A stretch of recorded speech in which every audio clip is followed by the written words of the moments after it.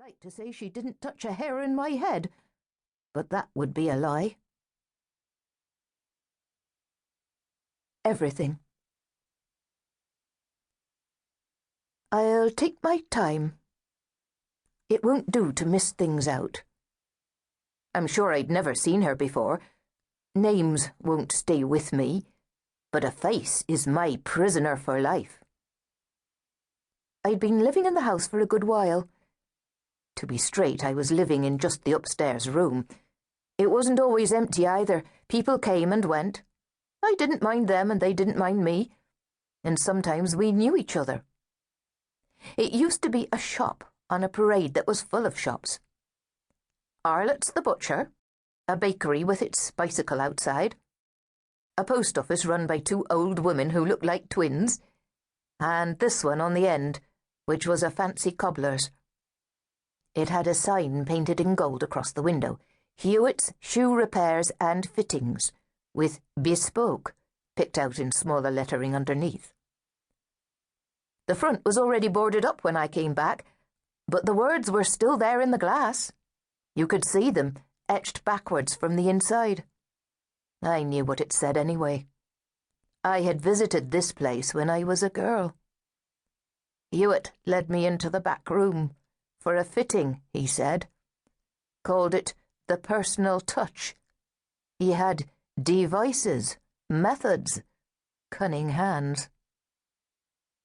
The only window that wasn't boarded up was the upstairs bedroom at the front, which is why I liked it. At night, you could look out at the blackness, see the stars. All the other sleepers stayed downstairs. They were just lads, really. Lads with nowhere else to go. Lads afraid of ghosts. They said they could hear Hewitt bumping about, and one of them told me he saw him on the top landing, holding an iron bar above his head. "Describe him, then," I said. And the lad puffed himself out big and made a roar. Well, that wasn't Hewitt. He was small, with a face like a ventriloquist's dummy and a voice to fit, as if he'd got a tiny man trapped in his throat. So perhaps the lads were just trying to scare me off. They couldn't know, could they, that Hewitt's ghost wouldn't frighten me one bit. It wouldn't hurt me to think of his restless spirit. But I don't like to think of Hewitt at all, if I'm true. Not of him, or his time. I used to call it before, like BC but without the Christ. Then I stopped calling it anything, and the past didn't trouble me.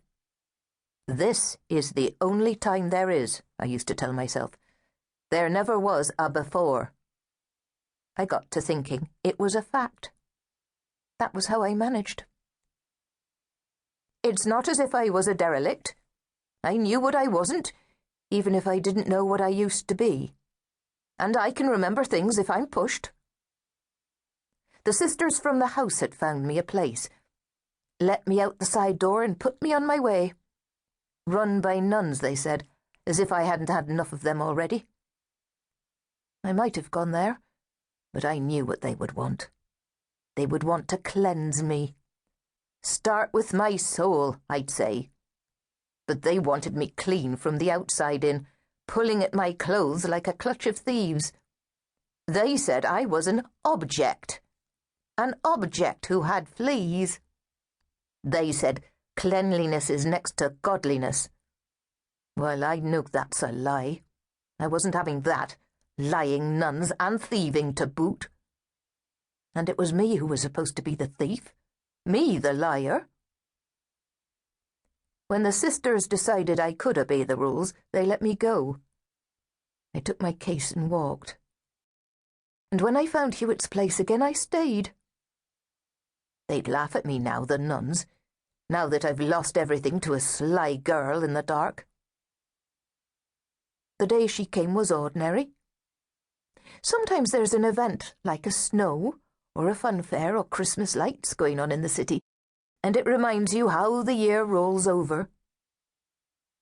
But mostly there's no edge, just tumbling days, which is how I like it. I have a routine which is rarely spoiled. It stops me having to think.